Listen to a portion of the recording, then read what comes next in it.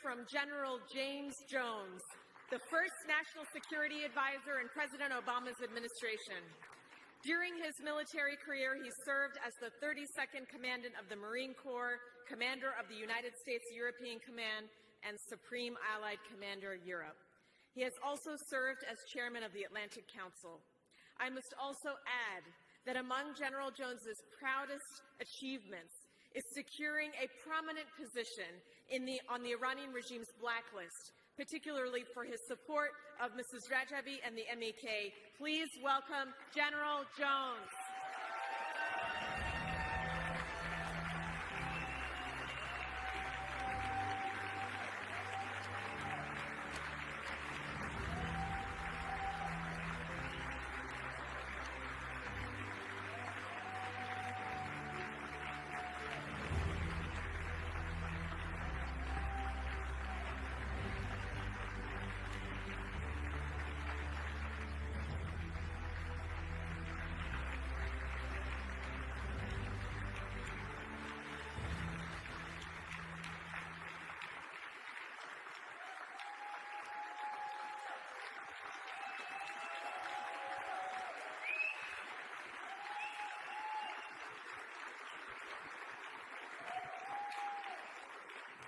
Thank you.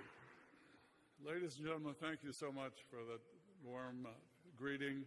I'm honored to be here. I owe you a brief explanation about my attire. I woke up this morning in southern Florida.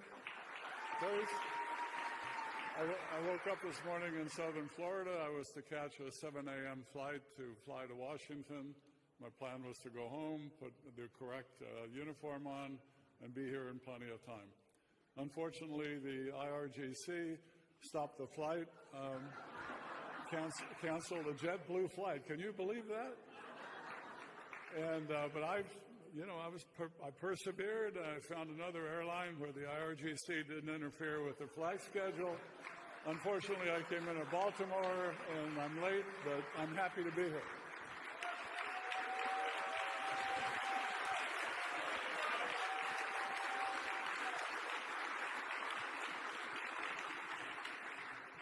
Madame Rajabi, Secretary Pompeo, happy to see him here, General Clark, Ambassador Joseph, the brave people of Iran, and also to the regime for whom much of what I have to say is intended. You know, years ago, when I was much younger and working in Washington, I asked a friend of mine, what does it take to succeed in Washington? And he looked at me and he says, Jim, that's easy. You should be for what's going to happen. And so my remarks today is to the regime, say, you should be for what's going to happen. And what's going to happen is a free, prosperous Iran, shortly.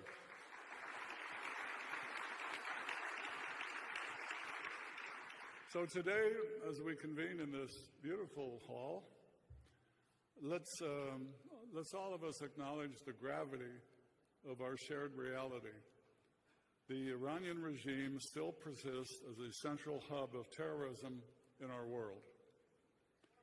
This is not a mere assertion, it's an indisputable truth, woven into the fabric of the regime's actions, which sows chaos, instability, and anguish throughout the Middle East and through much of the world.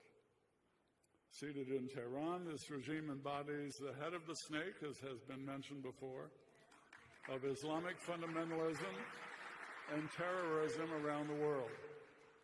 It's a venomous force. Well, snakes have venom. It's a venomous force that imperils peace, prosperity, and freedom, and justice.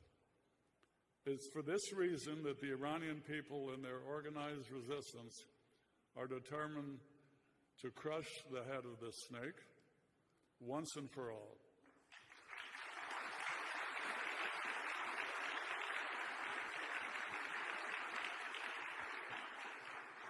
And that day will not come too soon. But we must especially do some work here in Washington to make sure that we are willing to do the right thing to make this happen. This week, it has been reported that the U.S. government is stepping up in search for an Iranian intelligence operative loose here in the U.S. The FBI suspects this individual of planning assassinations, including against current and former U.S. officials, and including specifically our former Secretary of State, who you just heard from. I'm delighted to see him alive and well, and I listened to his words carefully, and I think we should all be inspired by his message, and we would also hope that he would return to public service very quickly.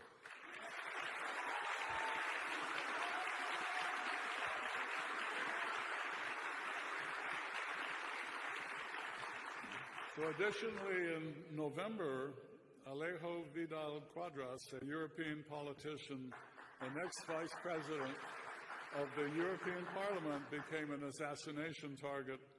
Hired criminals were allegedly employed to carry out this act, motivated by his active support for the MEK and the NCRI.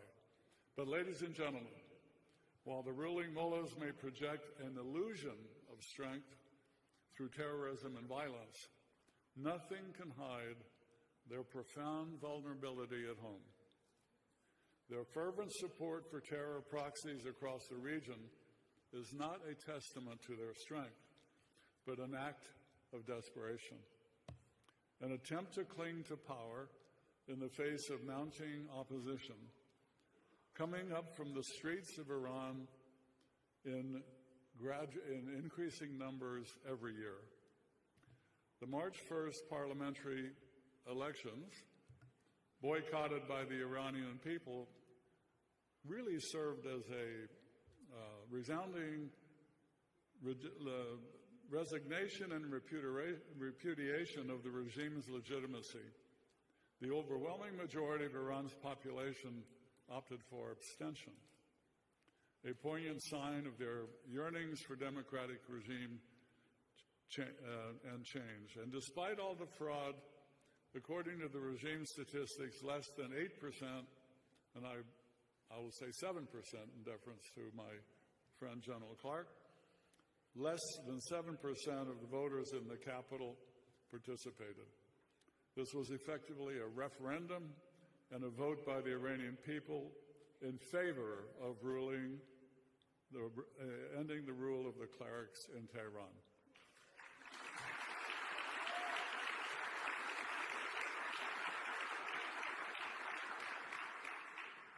While the regime is getting weaker, the organized opposition, led by resistance units and NCRI and others, which are teams of democracy activists operating across the country, is gaining strength and appeal among the population. Witness the tremendous testimony given by the brave young women we just heard. This is Tehran's nightmare. And it's a nightmare that is growing rapidly, and it's a nightmare that will come true, and it will come true sooner than you think.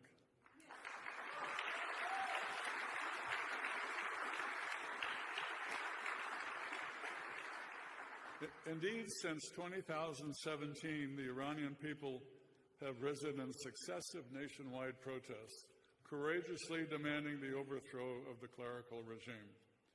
The resounding chants of "down with the oppressor," be it the Shah or the supreme leader, resonate with a fervent desire for freedom and self-determination.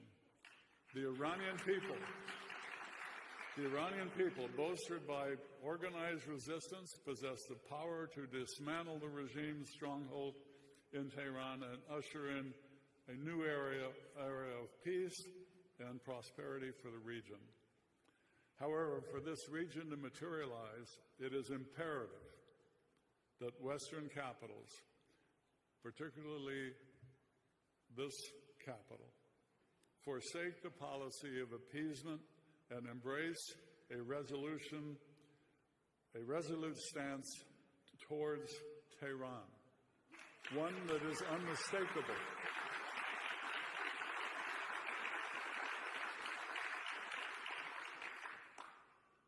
The Iranian people and the resistance units have the right to resist the oppressive regime and its Islamic Revolutionary Guard Corps, and it is the moral obligation of the international community to stand in support of this effort.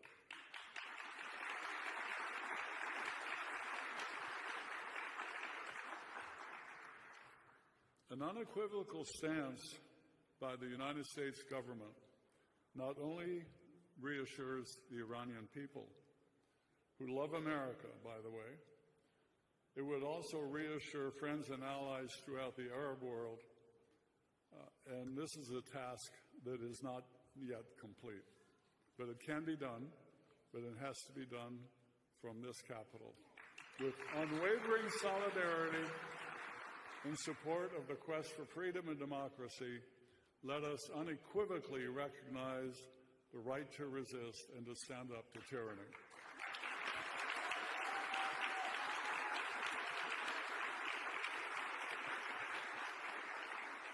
It's been said many times, but it bears repeating. The imperative toppling of the regime is not a distant dream, but it is an attainable goal, drawing closer with each passing day. And yet it necessitates a collective endeavor from all who champion justice and human rights. No weakness, no falling back, no equivocation. Just do it.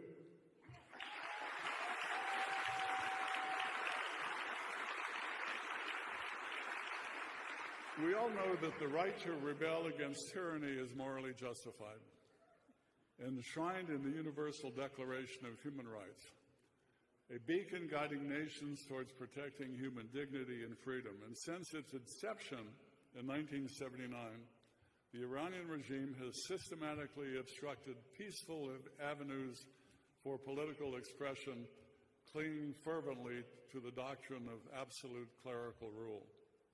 The alternative to this oppressive regime is clear. It's a democratic, secular, non-nuclear republic that upholds human rights and fosters peace in the Middle East and elsewhere.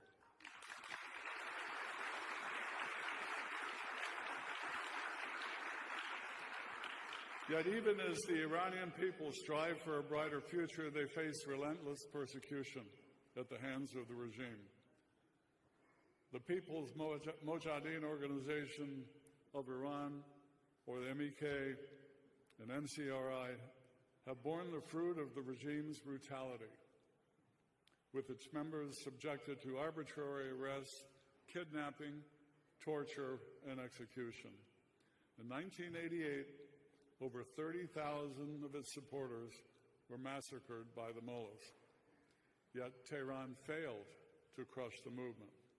To the contrary, decades later, it is now the children and the grandchildren of relatives of those massacred 36 years ago who are at the forefront of the protests in Iran.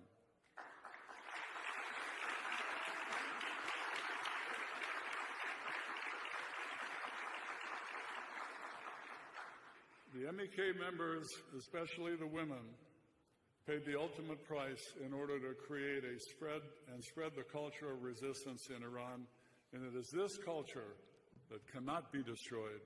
On the contrary, the more the regime kills, the deeper this culture gets.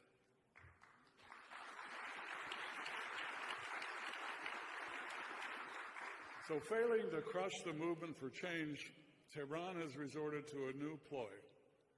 In the summer of 2023, the Iranian regime announced that it plans to prosecute the leadership of the Iranian resistance, including key MEK members, on baseless charges.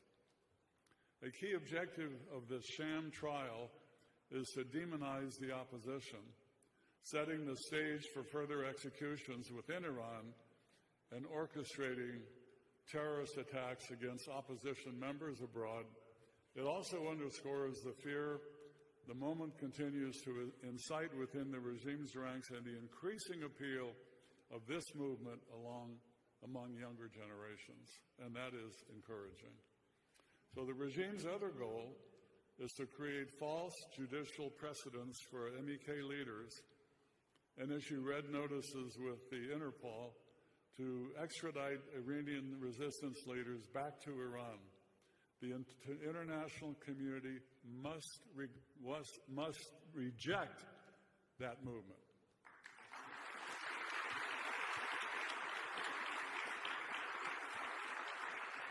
And frankly, if anything, it's the regime's officials and perpetrators who should be held accountable and brought to trial for their role in committing widespread atrocities, acts of genocide, and crimes against humanity over a span exceeding 40 years. That is where the accountability lies.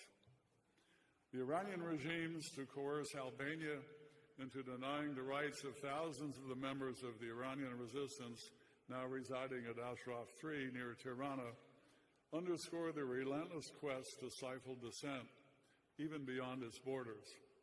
It shows graphically how fearful the regime is of the MEK as an alternative.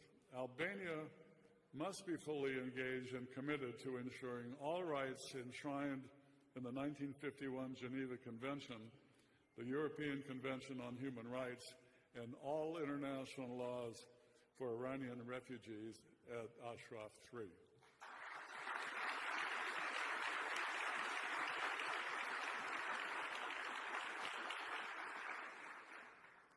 It is interesting to note that the regime has actually told the government of Albania that they will continue to exert and deploy cyber attacks against the Albanian government until the people of Ashraf III are expelled from Albania.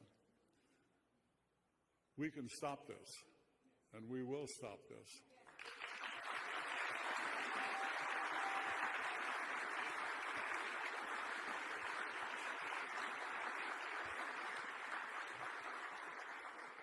As we commemorate the International Women's Day, let us pay homage to the countless women who valiantly opposed the clerical regime, from Nadia Aga Sultan in 2009 to Masha Amini in 2022, and the thousands who paid the ultimate price in 1998. Today, Iranian women, especially our esteemed leader, Mrs. Rajavi, continue to spearhead the movement for change, embodying unwavering courage and resilience in the face of adversity, terrorism, and massacres.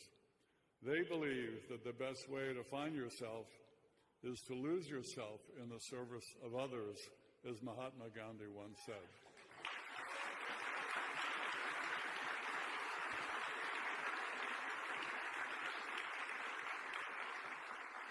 The NCRI and its president-elect, Maryam Rajavi, have championed a 10-point plan, as you've heard today, but bears repeating, a 10-point plan for a democratic, secular, and non-nuclear republic in Iran. This Jeffersonian document, and I use that intentionally because it's correct, it's a Jeffersonian document that delineates a vision free from the shackles of extremism, terrorism, and tyranny, where power is vested in the hands of the Iranian people through free and fair elections.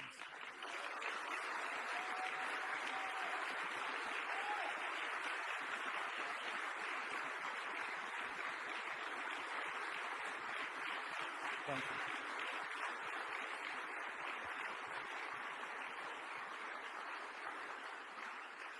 How can any American leader on either side of the aisle disagree with that? How can anyone disagree with that? It is incredible that we still struggle in educating our own national leaders with what exactly Mrs. Rajavi's goal is all about. We must do better than that, and I pledge that General Clark and I and Ambassador Joseph and Secretary Pompeo and all of the ones that are privileged to appear before you once in a while, we will work on that, and we will change those opinions.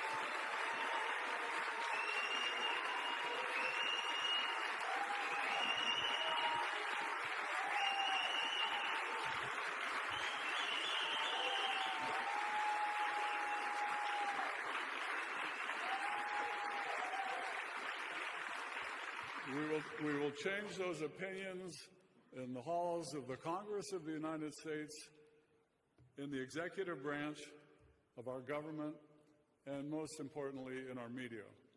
That is something we can do, and that will propel and dispel all of the misconceptions that exist and have not been put to bed yet, but they will be.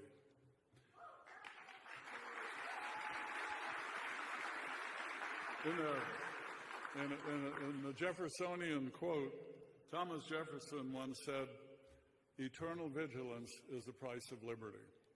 And that's an absolute correct quote, and it applies to everything we're trying to do here. So let us therefore be eternally vigilant for liberty. Let us stand in unwavering solidarity with the Iranian people in the organized resistance as they forge towards a brighter future. Let us also reaffirm our steadfast commitment to supporting their legitimate aspirations for freedom, democracy, and peace. And together, let us ensure that the Iranian people have the space and the strength to succeed in their mission to crush the head of the snake of repression, terror, and mayhem in Tehran, paving the way for a new dawn of hope for Iran and the Middle East and greater peace in the world. Thank you.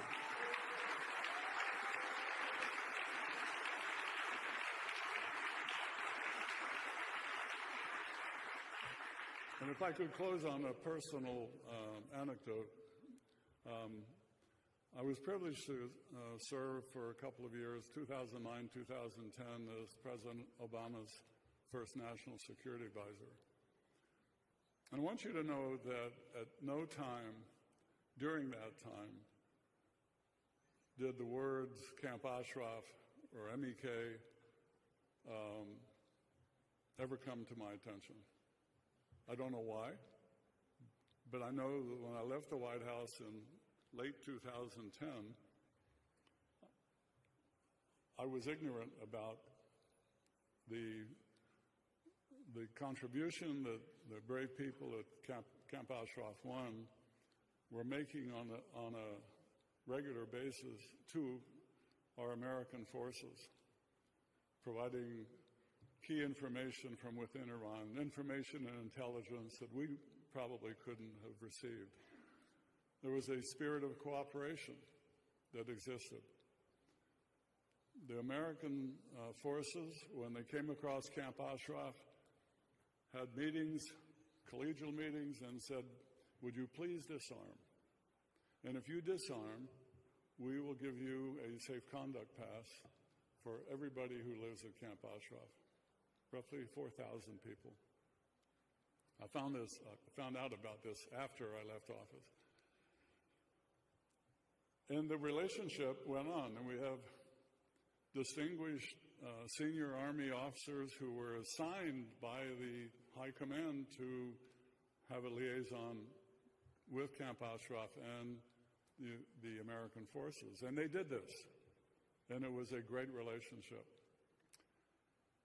Then when the United States decided to pull its forces out, I'm told that they went to the government of Iraq and said, "We are leaving, but we want you to take care of the people at Camp Ashraf because we will no longer be here." And of course, that government said, "Oh yes, we'll take care of them." And we all know what happened. What happened very quickly thereafter was, once while I was in New York City, my phone rang at about 3 o'clock in the morning, and I heard gunfire in the background. And it was a call from Camp Ashraf telling me that uniformed Iraqi soldiers were attacking Camp Ashraf and killing people. And frankly, there are videos that exist of that. I have one. So I hung up the phone and I called the chairman of the Joint Chiefs, Admiral Mullen, and I called Jim Mattis, who is the commander of the Central Command, and I said, do you know what's going on at Camp Ashraf? I had no idea. That was just happening, so that makes sense. But the fact that it also was what also was happening at the same time was our Secretary of Defense, Bob Gates, was on an official visit in Iraq. And it just struck me as odd that the hubris of the Iraqi regime to do something like this while the American Secretary of Defense was visiting the country signaled that we were heading down a path where the collaboration between the Iraqi government and Tehran was obvious in the making. And it frankly went from bad to worse. At Ashraf, with successive other raids, it caused the federal court had to find that the MEK should be delisted as a terrorist organization by court order. It was resisted in our State Department. And finally, when the court threatened greater action, they finally lifted that terrorist designation. Then the promise was made that the people of Camp Ashraf, if they located to this wonderful place called Camp Liberty, and it was renamed Ashraf II, they would have a better chance of eventually getting out of the country. That turned out to be a false promise. Eventually, of course, we did, and the treatment that the people at Camp Ashraf II received was also subpar and not in keeping with what I think the best of our values and the best of our instincts are as Americans. We take care of people who are being oppressed. That's our history. We reach out to them. We reach out to children, and we reach out to the families, and we take care of them. We did not do a good job.